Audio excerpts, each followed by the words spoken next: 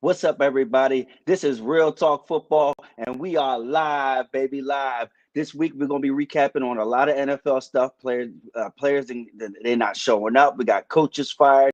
We got players who need to be benched. We got some college upsets. We got some colleges of the week. We got a crazy high school game to cover, and there's a lot of big NFL games coming up this week. So let's tune in and let's get it cracking. I'm your boy Rock Too Easy, and my guy Coach KG is about to be on right now. Let's go. Let's go, Cowboys!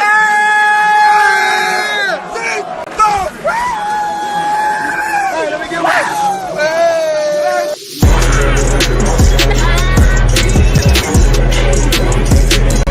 Let's fucking go! It's about that motherfucker. Y'all motherfuckers have me pissed off. I had to go get me some outside fries.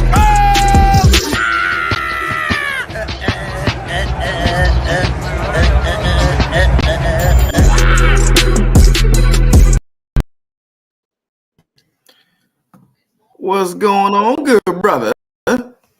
What's the deal, dog? What's the deal? I'm chilling, just ready to get this show rolling. It's been a good day. It's been a long day. Brother just woke up from a little power nap, got my energy back up, so you know I'm good and ready to go. That's what's up, bro, because we're going to need it, because it's a lot of hot topics, bro. Football, man. That's what the greatest thing about football, and it's October, bro. This is like the nit and gritty of it. You know what I'm saying? It's getting a little cooler. The football weather coming down. You know what I mean? It's doing good. Yo, people, make sure you follow us on Instagram, TikTok, Facebook, and Instagram, and on YouTube. Make sure you like, share, and subscribe now. Oh, man. You ready to get this show on the road? Yo, of course, man. You already know I'm ready, man. Just here we go, man. We had breaking news the other day, a couple of days ago, and it was surprising news. Jets fire Robert Saleh, man. Now listen, it's game 6. They play Monday night against the Bills. They are just a win away from being in first place if they win this game. Yep. What were your thoughts when you heard the news that Robert Saleh was relieved of his duties of head coach with no warning? He was surprised. The team was shocked. What were your thoughts when you first heard it? And do you think the owner, Woody Johnson, made the right move? Well, my first initial thought was, after reading that they had to escort that man out, that means old boy had to go out swinging at that joint. He said, "Listen, y'all done pissed me off. I done took the upper level. You know what I mean? I took the high road this whole time. I'm gonna snap and crack somebody in their goddamn head." That was my first thought, because you ain't never hear about that. Like, how often you hear? I think Chip Kelly might have got escorted out, but other than that, you really don't hear about no coaches getting escorted out, man, which was crazy. And honestly, I asked myself, why? Why does he get fired? Why is he the scapegoat? Because let's keep it a bean. Somebody had to be. Of course, it always has to be. Well, it ain't going to be. You know, it ain't going to be though. It ain't going to be Aaron. That old ass quarterback. That's who it ain't going to be. That old ass quarterback. I mean, granted. So you gotta understand what he's been working with as his quarterback through his tandem there. The defense has been intact. So he's turned the defense around, even through injuries and everything through these years. He had a 20-36 record, but he had Zach Wilson, he had Joe Flacco, old, Aaron Rodgers, old, Sam Darnold was young and inexperienced, and he had no weapons, bro.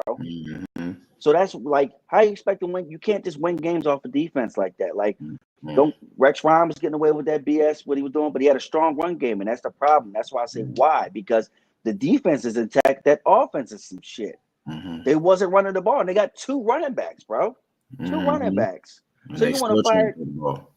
Exactly. So you want to fire this man who has revamped this defense? They was a 32nd in the league his first year, got the 4th in the league, then went to 12th, and is currently at 7th in the league in defense. So let's keep it a bean. It's Aaron Rodgers in the offense. If anything, you should have fired the offensive coordinator and then probably moved up a passing game, moved up somebody, or try to, because you can't really bring nobody in right now to try to bring in a whole new system, or just switch. Do what the Bills did this year. Bills, they demoted or got rid of dude. And the next thing you know, their offense started playing better towards the end of the year once they started being more balanced and running the ball and spreading the ball around. So I just asked the question, why? Why does he have to be the scapegoat? It sucks, and you know what? He's going to end up on a team being a D coordinator and be great. Right. Period. Listen, I'm right there with you. I was surprised too, but to answer your question, why didn't they do what the Bills did? That's what Robert Saleh did this week. He said, Right. let's switch it up. He changed the offensive coordinator, just the play caller for this week to see if they can get a little bit of a spark on offense, right? But and then here's where it's messing me up because everybody asks, did Aaron Rodgers have something to do with it? And the timing of it all, it makes it look like he did, because you come out with a statement saying, as soon as you said, I talked to Aaron Rodgers on Monday night. We knew what that was. And something you didn't have to say. You could have just said, I did this on my own. I didn't talk to the GM. I didn't talk to anybody else. I made this decision. Nobody else. I didn't talk to anybody else about it. This was I had the final say. As soon as you said you talked to Aaron Rodgers on Monday night, and then Tuesday, after he came in from already game planning on Monday, and then come to game plan on Tuesday, you fire him the next day. The timing just ain't right. And you saying, you coming out with that statement saying you talked to Aaron Rodgers. Did you call Aaron, or did he call you? Regardless, you still talked to him about something. Aaron knew something was coming, especially after Robert Saleh made the change at offensive coordinator for the week to see if we can get a spark, probably asking Aaron, what do you think of the change and whatnot? And then he gets off. But like you said, somebody had to be a scapegoat. It was Robert Saleh, knowing he didn't have much to do with anything when it comes to the offense, right? He's a defensive head coach. Since he's been coaching there the last 4 years, the defense has been top 10 in every category or better on the defense. Everybody knows this past weekend was not the defense's fault. Yes, it was 17-0, but guess what? They only gave up 10 points in that 17-0 lead at halftime because Aaron Rodgers threw a pick six, and he threw 2 more picks after that. And at the end of the game, where they had a chance to go down there and win, threw a pick to Stephon Gilmore, underthrown to Mike Williams. Stephon Gilmore picked it off. But I don't think the fire was warranted. If you're gonna fire anybody, you should have fired what's his name? I'm tripping. On the offense coordinator? Yeah, Daniel Hackett. Daniel Hackett. Yeah. But we knew he wasn't going to get fired because that was Aaron Rodgers' boy, right? Aaron Rodgers is to blame for this whole thing. He orchestrated it. We talked about this a couple of days ago. He orchestrated this whole thing. First of all, y'all went out to California to go get him. Then he said, I want you to sign this guy. I want you to sign that guy. Then the next year, I mean, you got hurt. And then now 6 games in, you only give Robert Saleh 6 games with Aaron Rodgers, 5 games with Aaron Rodgers. Right. And you're one game for being first place. This makes no sense. So I believe, in my opinion, that Aaron Rodgers has something to do with this, man, because it smelled fishy the way it was all reported out. I don't think he should have warrant this fire. And like you said, I also agree. When he gets back to being the DC, he gonna do his thing, and I think he'll be next year, if he becomes a DC, he'll be what Brian Flores is to the Vikings to another team next year. Yeah, Brian Flores has been a coaching clinic right there. Yeah, it's super unfortunate, man, and we do wish the best for Saleh because, like I said, it happens too often where these coaches get thrown on the bus due to scapegoating of bad play by these players, man. These dudes got to get it together. And Rodgers, you on your way out, bro. This might be your last year, and you over here getting dudes fired. Get out of here with all that. Final year of his contract, man. Like, come on now. Straight joke. But before we go to the next topic, though, I heard Chase Daniel say something on the facility the other yesterday, and he said that Aaron Rodgers is a coach killer. Do you believe? What's your thoughts on that comment? 100%. I mean, he was with Mike McCarthy. Mike McCarthy was calling plays, and he was going into the huddle and calling whatever he wanted out in there. I mean, granted, Dak has that green light where McCarthy will call the play. That gets to the defense, see what you in. All right, well, we're gonna check into this. He has the green light to do that. Aaron Rodgers had that green light to do that. On top of having, he was like, "Nah, I ain't doing that. I'm gonna go do this." Call a different play on top of that. And then you got the same thing with Matt LaFleur in the last couple of seasons. Yeah, with him he was too. doing the same thing. It's like, yo, dog, you over here overstepping boundaries of what your job is. Right. If you're not feeling what's going on, that's what the week preparation is for. Right. Go to hey, listen. When they get to this, we need to be doing this. But communicate and work better together. Coach the quarterback on situational play calling of the game. It's that simple. It's that simple. Get you and your ego out of here, dog. You gotta go. You getting on that Brett Favre level. And it's crazy because you should know Brett Favre was doing you dirty. You turn around doing people dirty. You weird. Now he hasn't been winning since his MVP season, and everything is all good when you're winning. Now you losing. Now you want to point the finger when you the reason they brought you in because you was supposed to be the quote unquote savior. Yep. And you are the reason why, including the offense, why you're not playing well. Yep. So, like we said, somebody had to be a scapegoat, bro, and it was Robert Saleh in this instance, man. That's exactly what it is. Damn shame. But I mean, we now that we're in that AFC division, let's switch it over to these Bills. You know what I mean? Now the Bills started out hot. Everybody was riding the wave. Oh, Josh Allen, he's getting it going. He doesn't need a Stephon Diggs. He doesn't need a number one guy. Now that teams are starting to crack down and see that, hold up now. We ain't scared of your receivers. We're just gonna stop this run. And your defense is starting to get a little depleted. Now, with that being said, do you think these Bills need a playmaker now? Or you think they're starting to have a little second guesses? Listen, man, the last two games. What was last game? Who did the Bills play? Texans. Played the Texans. And Josh Allen was 9 of 30. That's not good. No, it's not good. And he was already exposed the week before by the Ravens. They played man-to-man covers dang near the whole game, if not the whole game, and nobody could get open. Josh had to be running all over the place and they barely gave the ball to James Cook, and James Cook was cooking those first 3 games along with Josh Allen.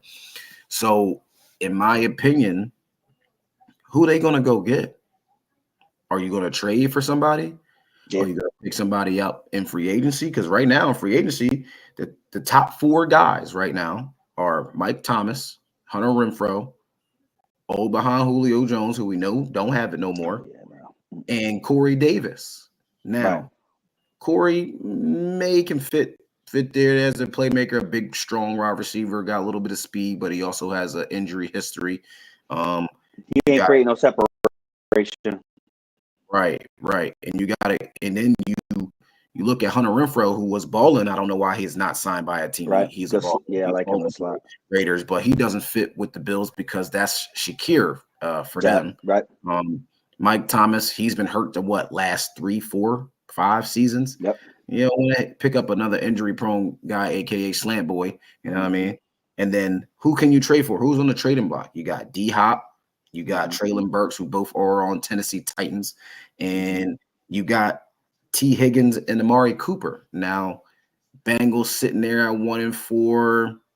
Just had a close game loss. Could have been 2-3 easily. Could be talking a different story. But now that you don't want to sign T. Higgins, do you trade him over? But it's not in division. It's in conference, though. You're still going to see the Bills. And then Amari Cooper, same thing. It's not in division, but it's in conference because they've been talking about Amari Cooper getting traded. Who knows? Those are some other names, couple big names that you can slide out there. T. Higgins is the youngest guy that I think they should go after, but I don't know who would fit for them and who there's nobody on free agency, and who knows if T. Higgins is on the block.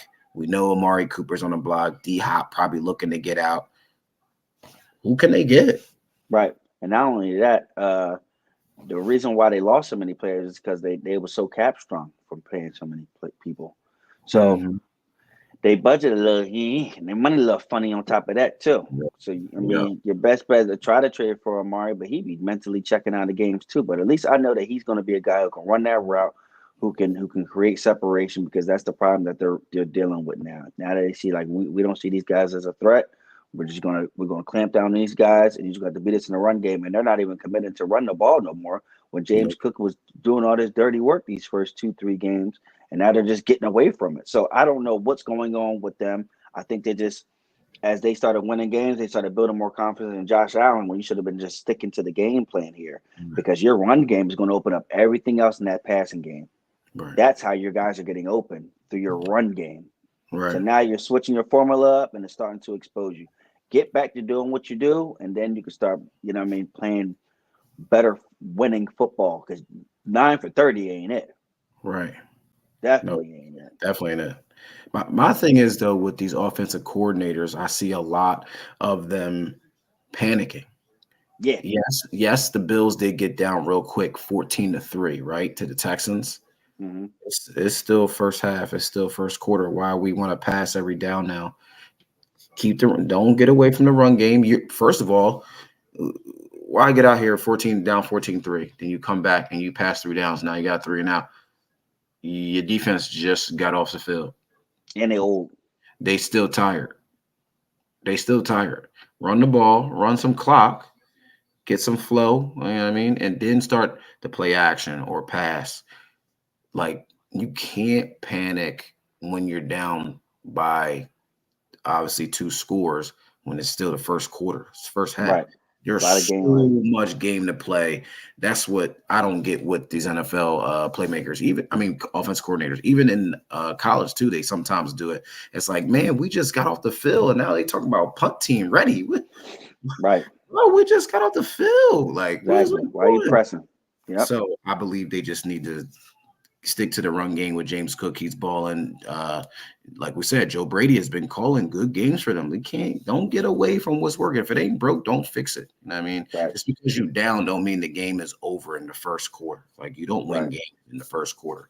So I think they need to just keep on sticking to that run game. They can still win games and play good defense like McDermott has been doing last couple of weeks, maybe not. But do they need a playmaker? Yes, it all matters who they can go after. And right now it looks like slim pickings. Yep. Facts. Mm-hmm. Speaking of Amari Cooper, let's go to his teammate, Mr. Deshaun Watson. Now, if y'all been watching since the draft and before the season started, when I said I'm disappointed in myself, man, because if you remember what I said back in August, I said I think we're gonna see Deshaun Jackson when we played our game was rare. I said rare form, right? I say he was going to be back. Going to be back to his normal self, this possibly Texan self, and get this team to where they need to be with all that talent on defense, and then him coming back with the strong offseason with the offense and taking them where Joe Flacco took them last year to the playoffs. Mm-hmm. Now, do you think it's time for the Browns to bench Deshaun Watson? Man, listen. Yeah, the only reason why I say yeah is because he's thinking it up out there, 1, and 2, his backup, he plays with no fear. Mm-mm. See, Deshaun Watson's problem is he's sitting in that pocket and just holding the damn ball. That boy Jameis, he gonna throw that damn ball, whether he sees it or not. At least he's giving his receivers opportunities, because they got receivers. You ain't got Chubb. I think Chubb might be back within the next week or 2. He's not back yet, but they've been thinking about it. They slowly working him back in. Chubb's gonna be back in. You got him. Ford ain't been a force. Ain't been a good step in piece for him. But you still got 2 good receivers in Judy and Amari Cooper. Njoku's been hurt, but when a healthy Njoku is a dog, you got guys, man. The defense just got burnt out. They're burnt out already.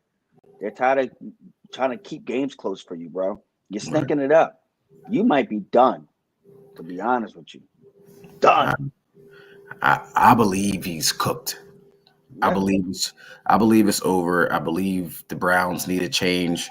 And I believe Kevin Stefanski, the head coach, his hands is tied. because I believe it's coming down from ownership that they are playing Deshaun Watson because they got him. They're paying him all that money. He's guaranteed all that money. Now, if you look at it, they're strapped. His cap hit for next year, $172 million. So you can't cut him. The best you can do is bench him, and that's 27%. Damn. Of the team's cap space. That's a bad job. So my thing is, I wouldn't even start Jameis Winston. I'm starting the young kid Dorian Thompson-Robinson from UCLA. I'm starting him. I'm not starting Jameis because we know Jameis is a turnover machine. He's a slinger, gunslinger. You just gonna throw it even if the dudes ain't open. Now I do agree with you that need in Njoku that opens up the middle of the field a little bit. Judy has been a disappointment. Cooper is leading the league in drops this season. And if you look at it over the last 17 games that Deshaun Watson was playing, he's 9-8.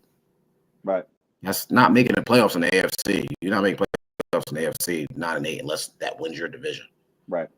And that's the 3 years. He played 6 games in 22. He played another 6 games in 23, and he's played 5 this year. Both of those previous seasons, just over 1,100 yards, 7 touchdowns, both seasons, 5 interceptions, 22 and 4 last year. He didn't finish either season.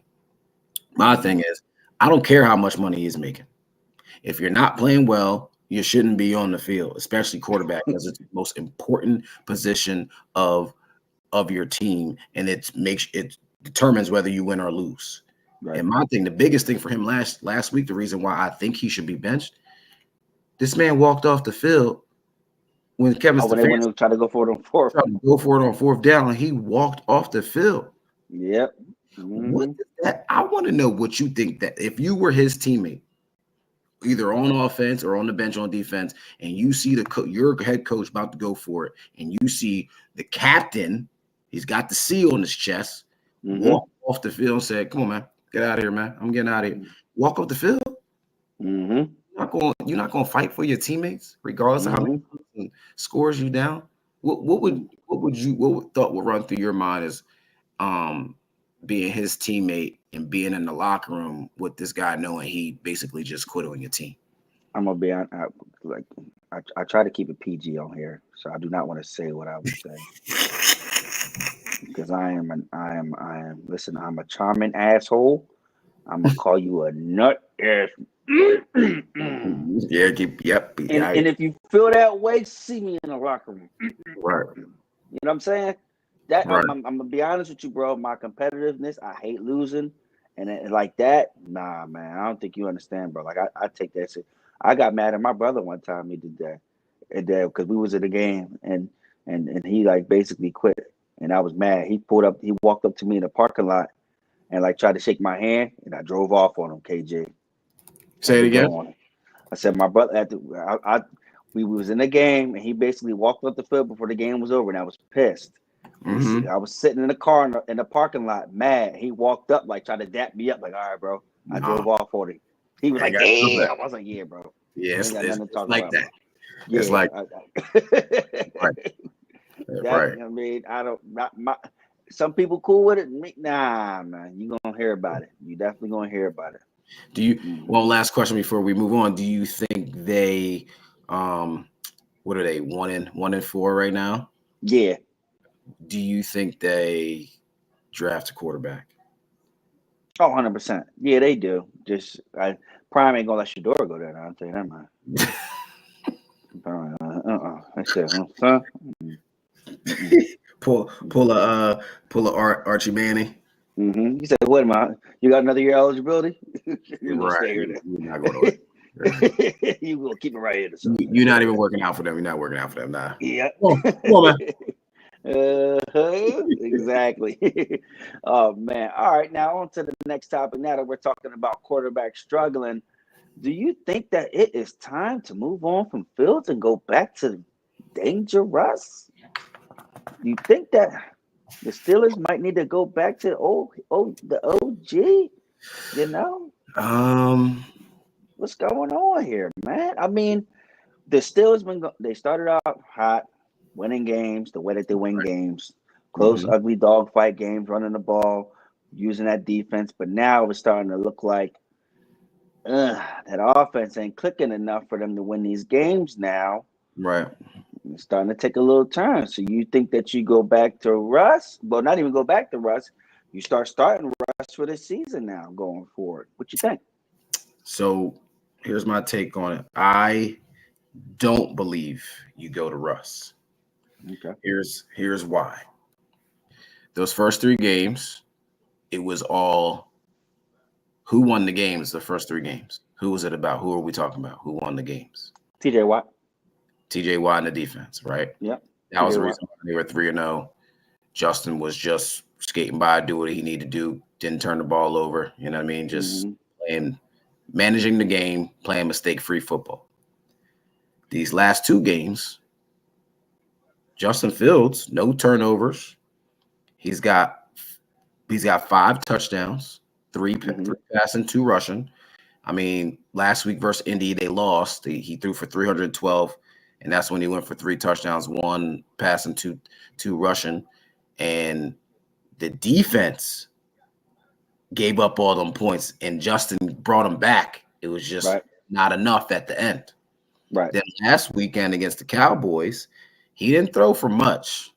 The Dallas defense played well. He threw for 131 and 2 touchdowns, no turnovers again. But he brought them back, and they took the lead in the fourth quarter. And then defense gave up the game-winning drive, right? Yep. So there's nowhere I can blame Justin for them losing these last 2 games. Right. I'm not taking Justin out, and he's playing mistake-free football. He's doing what we need him to do and managing the football game, not turning the ball over, playing well like we need him to do. Why am I going to Russ? Right. He may not still be 100% healthy right now. I'm going with the man that's got us here at 3-2. We're leading the division right now, tied in the division with the Ravens. I'm still sticking with Justin Fields. There's no reason for me to bench him, especially when my defense, the last 2 games, has lost us the games, not Justin. You know what I mean? Right. So that's where I'm at on it. I don't believe they should be benching for Russ. How about you? Right. I'm in a weird space with this because I think they should stay with Fields if they change up their offensive identity and game plan. They're not using his ability enough. And what I say that is you have 2 running backs, Harris and Warren, and you have a quarterback who can run the ball. They're not making him be dynamic enough as he was last year going into the end of the season with the Bears, because once he started running that ball, that offense was even more dynamic. It could be more dynamic because you have these weapons, but you're not calling these plays for him to run. You want this man to just sit in the pocket and throw the ball. If you're going to sit in the pocket and throw the ball, I'm only say go with Russ only because I think Russ can throw a better ball than him, even though he holds the ball longer. But if you're making Fields more dynamic with his legs, then your offense is more of a threat. They're not doing that. They just want him to be a traditional quarterback. That's what they're trying to do with Ertz. This isn't. You're not using him to his strength. Right. You're not using him to his strength, and that's why your offense is starting to lag off. Let that man run crazy. That's what we thought. We were like, oh, don't let him go to the same division as the Ravens and everybody. Look at Lamar getting off with it. Right. And the next thing you know, they just go, just sit back here and throw the ball. He misses a lot of throws. You know, some key throws, some makeable throws. So change it up. Run that damn ball. You have 3 guys who can run. Yeah. Then you could play defense. Let's keep it simple like a pimple, baby. Come on now. I also think, going back to what we said, if the Bills need a playmaker at wide receiver, Pickens, the Steelers may need a wide receiver to go with George Pickens, even though he's not doing well this year like he was doing last year. They may need somebody that commands a double team over there to open up everybody else in that pass game, because I think they're doing okay in the run game with Najee and Warren and Fields. You know what I'm saying? So, like, if they can get a playmaker on the outside and not just rely in the middle of the field with Pat Fairmouth, it could open up some things, even if it was a D-Hop or Amari Cooper if they decide to go that route, even though that's in division. I don't think they will do that. But I think they also need a playmaker just like the Bills do too on the outside but that playmaker was supposed to be Ayuk until the Niners hung up that phone. Yep, for sure. Yeah. So we'll see if they stick with him now. Yeah, for sure. I think they should, and I think they will, unless Tomlin makes a drastic decision in the next 48 hours or so, which I don't think. I think Fields will be starting this weekend. Right. Yep. Listen, man, there was a crazy game this weekend. We had two big games in high school football.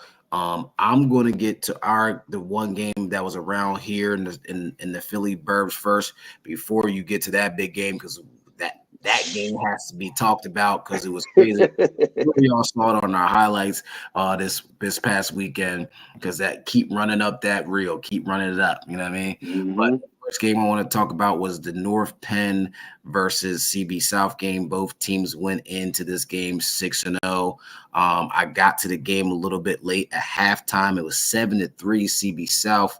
North Penn got the ball after halftime. It was an offensive struggle, I should say. Games I like when the defense are playing well and not giving up a lot of points. North Penn came down, kicked a field goal, made it 7-6. South had a long drive. They were running the ball all over North Penn. Their sophomore running back, really good for CB South. Can't remember his name, but he was running hard, juking people out they pants, jockstrap wrapped around the ankles, all that. Put them up 14-6. Then CB South gets a stop. Right, this is late in the fourth quarter. Right, CB South gets a stop. They get the ball back. They're driving. They're about maybe at their own 45, maybe 50-yard line. They throw a bomb. Boy is wide open, butt naked, wide open. Hits off his helmet, no catch. Bro. Drops the ball to go up 21-6, and you know what happened the next play. Fumble. Oh, God. Fumble. North Penn takes over in CB South territory.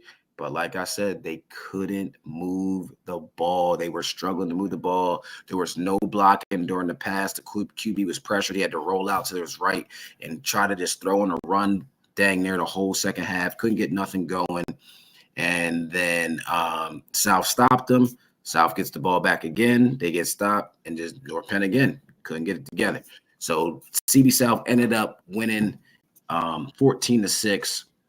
And keeping their win streak going at 7-0, while North Penn went down to 6-1. These two teams got 3 more games left. They don't really play like heavy hitters. They will probably finish their season. South will probably finish their season off at 10-0, and the North Penn Knights will probably finish off at 9-1 and get rolling in that. Both of them teams will probably finish 1-2, along with or 1-3, along with depending on what Downingtown West finishes as. If they finish undefeated, they got that big game with their cross the street rival Downingtown East. And on that, how that falls, I think all 3 of those teams will probably get 2 to 3 home games in before they go to the neutral site games for the District 1 playoffs this season. Yes, sir. Yes, sir. Yes, sir.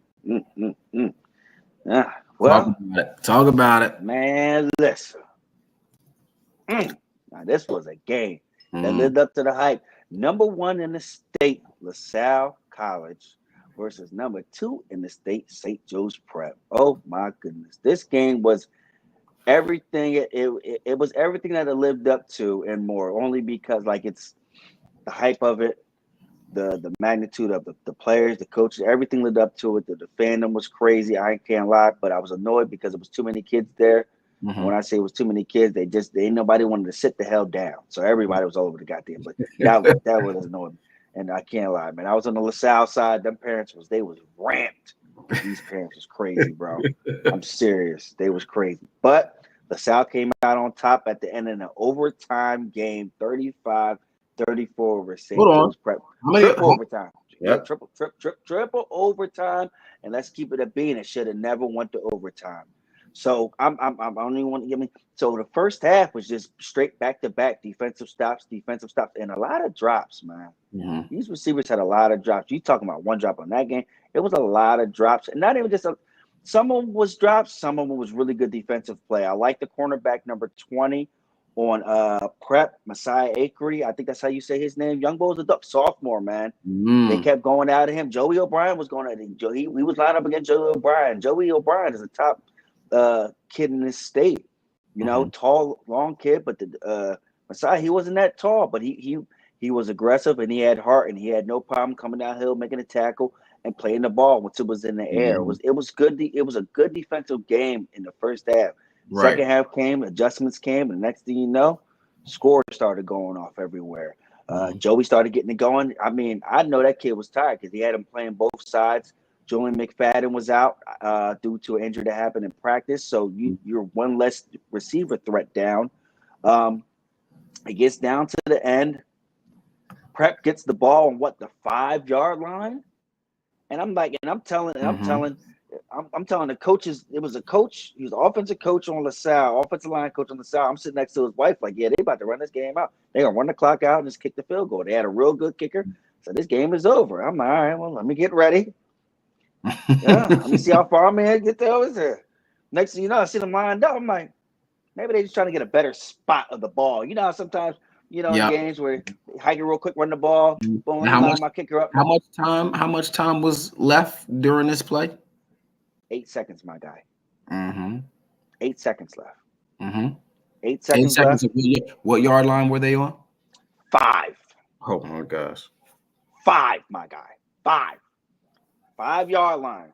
8 seconds left. I'm like, well, they had one time. I'm like, all right, well, maybe they just want to run a quick draw on, boom, line it up real quick, and then next thing I'm in the shotgun. I'm like, all right, what's going on here? Play action rolls around. Nobody's wide open. You got the DN 78 and I think it was the safety. Somebody they just bopping at it. One guy tips it, the other guy catches the interception. I said, "What the is going on here?" Yeah, bro, I'm like, "What is going on?" Right. And now everybody's like, "Oh, well, looks like we're going to overtime then." Overtime. Get the overtime. And like you said, it never should have went to overtime. These kids worked hard. It's 14-14 at this point. You at the 5-yard line, kick the field goal, and then it's 5 seconds left in the game. They got to do the Hail Mary or whatever and throw the ball. Yes, the ignorance, the arrogance. Doing. I have no idea, bro. Like, I'm gonna be honest with you. These kids, I know these. Like, that's gonna hurt for a really long time. Yeah. A really long time.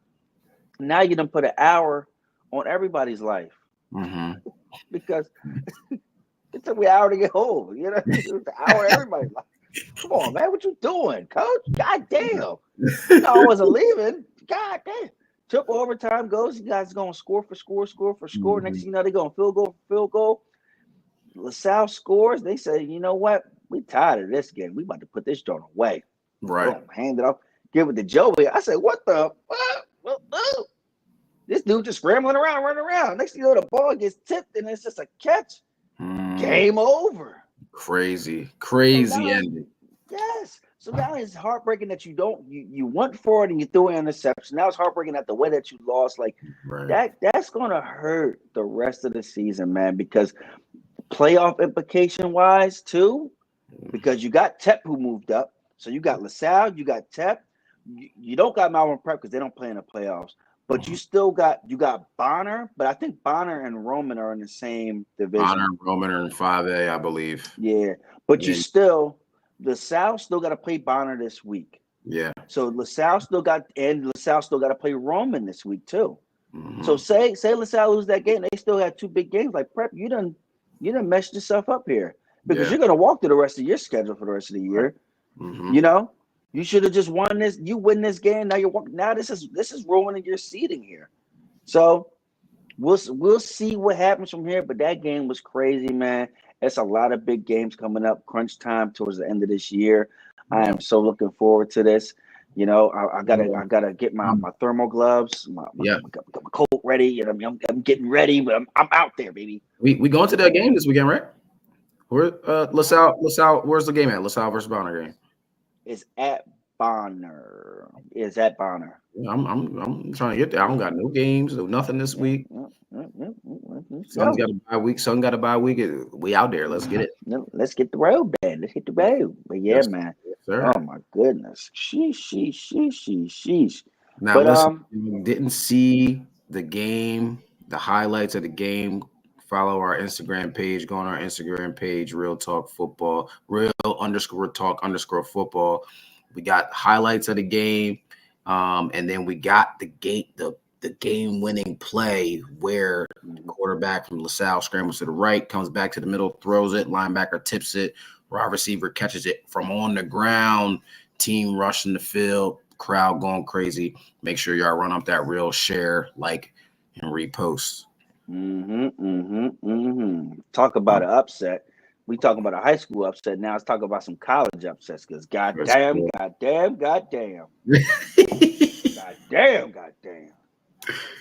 Listen, you know I'm always, gonna always add my parlays into it, man. Y'all done cooked my parlays this weekend in college, bro. Cook my Jones. Oh my God. First thing, number one, Bama upset by Vanderbilt. 40-35, bro. And the game wasn't in the close as the score was. Yeah, no, it wasn't close. It wasn't close at all. And you know what's the craziest thing? Milroe, 320 passing yards. But what I tell you he was, Coach? What I tell you he was? Say again? I said, what did I tell you Milroe was? An athlete who can throw. But he's a runner first. How you only end up with 10 rushing yards? Brother man. 10 rushing yards? Gotta take off. Extend them drives. Yes. 10 rushing yards. Listen, you was passing the ball, you got a little ahead of yourself, but you at least third down conversions. But at the end of the day, Bama, you wasn't stopping the run. Vandy had 166 rushing yards on you, bro. 166. You had no business getting first seed anyway. You should have kept it with Texas. Now they got it back. Right. And we'll say it again. No, go ahead. I'm sorry. I was going to say you also had USC lose Minnesota, a game that should not even been close. Minnesota played hard, fought defense, and USC goes down late, 24-17. They end up losing that game. Michigan loses to Washington, which had an L written all over it, 27-17. And then number 9 Mizzou gets smacked by A&M, 41-10. That game wasn't close. Did you see the cornerback from Texas A&M who they call a blanket, sent the wide receiver a blanket. The receiver from Missouri wore the blanket out at warm-ups, and that man there had one catch on that man. So you was out there sporting the blanket, and then you got your behind shut down. Right. Yip yapping, and my man put the strap on you, and he put the strap on you. So it was another upset weekend too. Like, you know what I mean? This is 2 weeks in a row with the top 10 teams, top 15. Don't forget about Tennessee too. Yeah. And Arkansas. Yep. Yeah. 19-14. Yep. For sure. Yep. The highlight of the whole weekend, though, other than the L's, I got a question for you with this upset Saturday, even though this could have added to the upset Saturday. Miami came back from 3 scores in the fourth quarter against Cal. My question to you is, was this Cam Ward's Heisman Trophy front-running moment? What I tell you last week, bro? I told you last week to stop sleeping with a young boy. He put Miami on the map. He put Miami back on the map. Young Bull's he's legit, bro. He calm in that pocket, bro. And he don't got the big name receivers like Ohio State and Bama and everybody got. Bro, I'm out here swinging at the ball, bro. Listen, man. his stock is going up. His Mhm. stock is going up, man. And yes. That put everybody on notice right there. I haven't even checked the Heisman favorites as of today, but I definitely know after that game right there, and after all these upset losses, he's definitely moving up. Do not sleep on this kid. Jalen Milroe has got himself out of there ever since he lost to Bama. Yeah. Vanderbilt. Yeah, definitely got himself up out of there. Like I told you, boy, what you doing? Like I get it, you can throw the ball, that's cool, but you know what your threat is, running that damn ball. The front runner is my guy Ashton Genty from Boise State. Young ball different, bro. And then it's Travis Hunter, and then it's Cam Ward at third. I like that though. I ain't mad at neither one. None of those. Not mad at all. I think it's going to stay there unless, I mean, I hate what they do with the individual awards, how they try to make it a team award like MVPs and NBA and NFL and all that. When it comes to the high best player.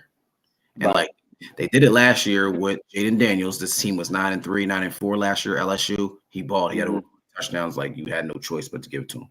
But when you got somebody like Travis Hunter playing both sides of the ball, 100 plays a game, and balling like he is on at wide receiver and DB, you got to keep him up there regardless if they win and losing. And then people not giving Ashton Genty credit because he's not playing for a Power 5 school. The man has over 20 yards and 15 touchdowns already in 5 games. I don't want to hear about no Power 5 schools. It don't matter. He's still playing Division I football. He's complete. He's balling no matter what. Yep. I 100% agree with you, bro. I'm not mad at neither three of those, but we'll see what happens. We still got some football left to play in college, and more upsets will happen.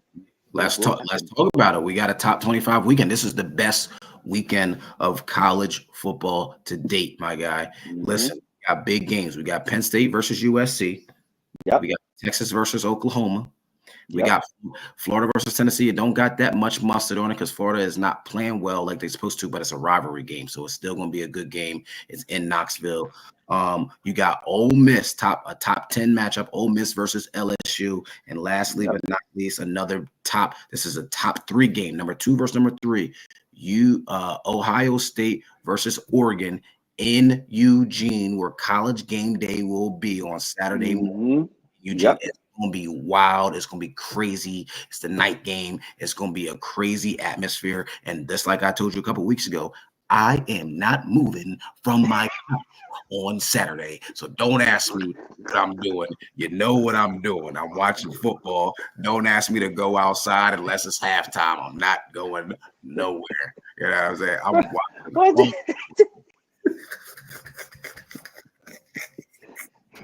I tell you what. You better cut that damn grass before you put the TV on.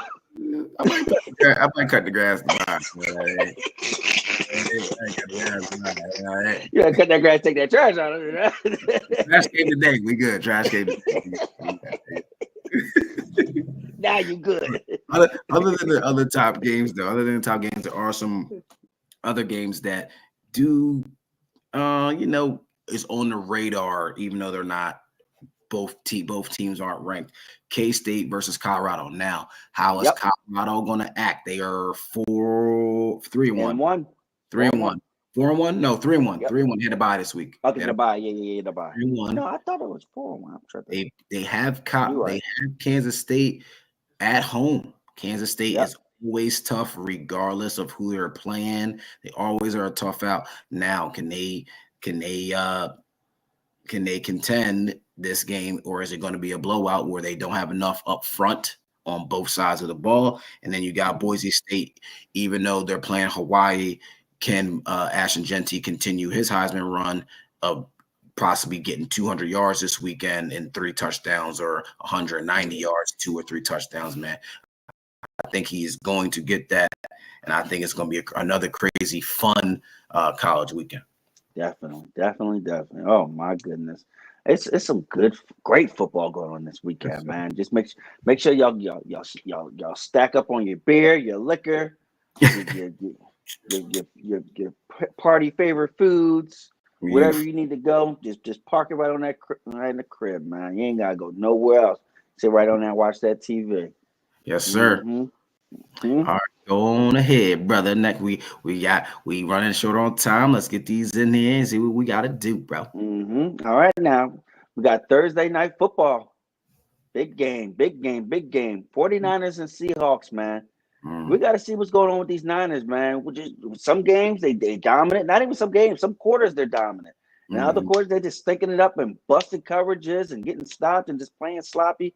I don't know what's going on with them, but I think that they can still come out on top over Seattle. Why I'm a little iffy about it because Geno Smith is throwing that damn ball. mm-hmm. He is throwing that damn ball, and I don't know. Damn, I don't know.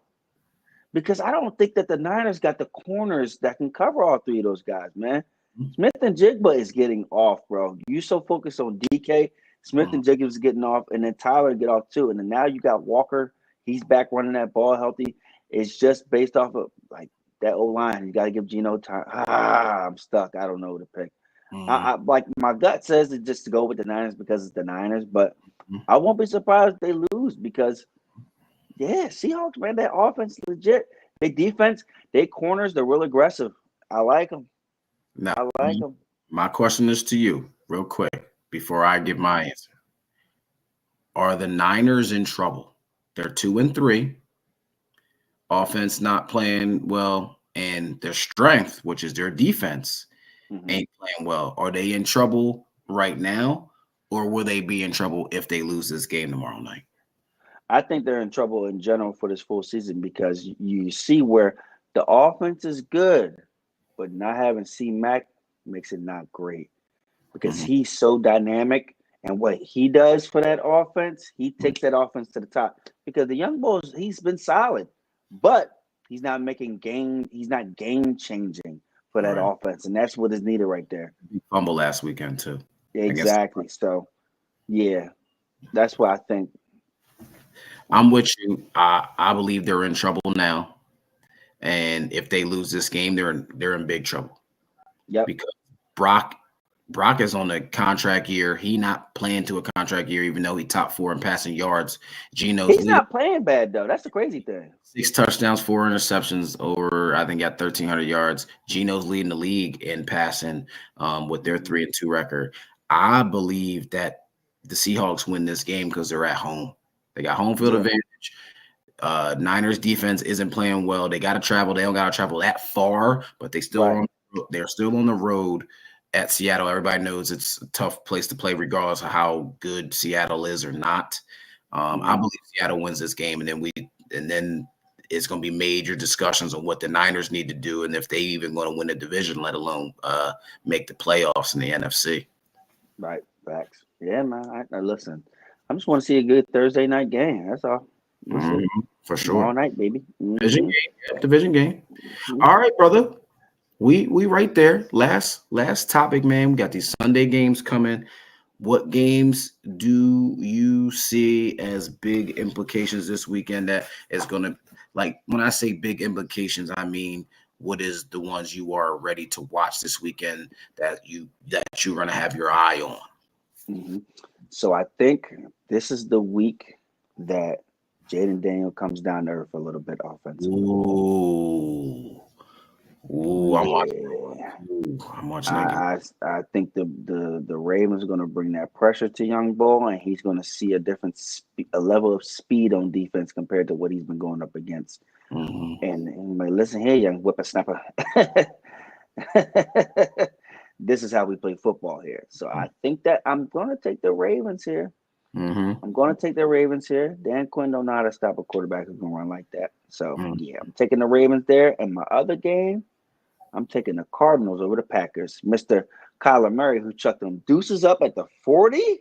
Oh, definitely. The Niners? Definitely did. He was Niners? Blatantly disrespectful. Yes, he did. Yeah. So, like you've been saying, you think Jordan Love got rushed back. I still don't think that their offense is in sync like that. And they still, honestly, they don't. That's a system team. So, yeah, I'm taking the Cardinals over them, too. Okay. I'm with you with the Ravens and Commanders. I do think the Ravens squeak out a game, but I think it's another shootout like it was with the Bengals because neither team can stop the run. Right. All right. Ravens also, if you look at Ravens almost gave up 400 passing yards to Joe Burrow. Yep. We all know. Right now, for me, if you ask me who the MVP is right now, it's Jaden Daniels. I ain't mad at that. Jaden Daniels, because he rookie of the year, offensive rookie of the year, he's MVP. He's balling. He's not turning the ball over. This team is barely punting the ball. They're scoring, whether it's field goals or touchdowns. It's mostly touchdowns. Got the Commanders at 4-1, where everybody thought, analyst-wise and betting-wise, that right now the Commanders would be at the bottom of the NFC East, and they are leading the NFC East right now. So I think the game's going to be another shootout where you got both running quarterbacks, both run games is doing well right now, where the Commanders are using multiple backs, and then you got Derrick Henry, Justice Hill for the Ravens, and you got Lamar. Lamar showed again last week, like, he can still throw the ball. He threw for over 300 yards and 4 touchdowns last weekend against the Bengals, and squeaked out a win in overtime. I'm also looking at, because I think Lions are coming back for revenge down in Dallas after that loss last year. Smoke shot. I think the Lions run all over the Cowboys, but I'm still going to be looking forward to watch that game. And then the game up for first place, the Jets and the Bills. I'm looking forward to that game as well, to see if there's new energy like they claiming there's going to be with the Jets, and how they can handle the Bills, and see what happens there as far as that division game goes. All right. Well, so you want to do the upset right now? Yes, sir. I'm gonna go first, because it's not that many games out there. Like, you can call a Thursday night game an upset, but it's a division game. If the Seahawks win, they're 3-point dogs, but it's a division game. I don't really call that an upset. So I'm gonna go. Let's see if they can keep that win streak going. To see a lot of people talking about your power rankings. They have no sense. They make no sense. Talking about they want to put the Steelers still in the top 10. I'm like, what are you talking about? They just lost. They've been squeaking out games. Like, what are you talking about? They're squeaking out games. Yep. But I'm going to go with the team that everybody was coming at you for being on there, even though one person today said, yes, finally give us respect. I'm going to pick the Broncos over the Chargers. Man, listen. I'm going to pick the 3-game win streak. Right. Bo was running that team, right? I'm going to pick the Broncos over the Chargers because, one, they've been on a 3-game win streak. They're playing good. They're playing great defense. I think they're number 1 or number 2 in the league. Steelers was number 1 defense last week, so I think they're number 2. I like the way they play defense. Patrick Surtain ran it back 101 pick six last year. Different, bro. Finally got one. So I'm going to pick the Broncos to really only got to focus on that run game, because they ain't really throwing it all over the yard. Because Harbaugh wants to run. So I think the Broncos come out on top for my upset. Hey, man, they can kill me all they want, but they sleeping on them. Yeah. They're winning games. My upset is the Jets over the Bills. Okay. Oh, you thought I was going to the Jags? You said in a row. I'm cutting the show right now. We out of here. Now I'm taking the Jets over the Bills. I think that, once again, like I said, they have no playmakers. The Jets have cornerbacks who can strap up their wide receivers, and then they're going to say, Josh Allen, you beat us. Right. That's what they're going to do. Now, hopefully they get to this run game intact, because the Bills don't stop the run really well. So we'll see how that goes. Or unless the Bills go back to running that ball well, because C.J. Mosley ain't there, and they've been getting gashed in that run game. But I don't think that they do. So once again, like I said, those Reed and Sauce, they're gonna strap up those wide receivers and say, Josh Allen, you beat us. Okay, brother. I'm with you, but you just, like I said, I don't think the Jets is playoff team. They still ain't mine. I ain't got it. They're not my playoff team. I just said they're gonna win. That's all. We gonna talk about it. No, my bad. Now go to the playoffs, but I got you though. Yeah. Yo, people, appreciate y'all for tuning in with us live today, and we're gonna be live next week. Check us out on Wednesday. Thank you for comment. Like we always say, thank you. When I see you, hey. Yes, sir.